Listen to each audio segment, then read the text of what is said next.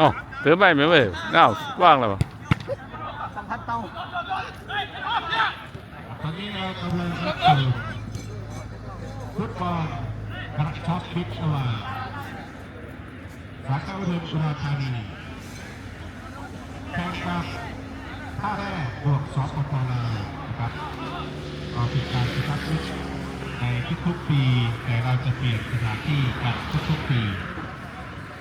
ปีนี้นะครับท่าแร่หนองแสงเป็นเจ้าภาพจัดที่นครพนมซึ่งเป็นรากเหง้าต้นกำเนิดของภาคอีสานของพวกเราจุดหนึ่งนะครับและตอนนี้เราจะมาชมฟุตบอลนะครับระหว่าง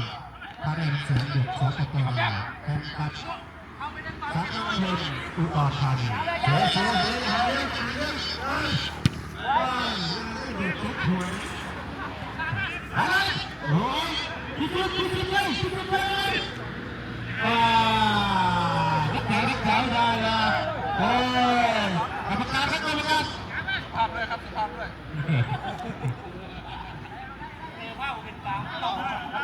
กรรมการครับกรรมการทีท่าชี้หน้าเป็นพลาดครับไปเหลือครับไปเหลือ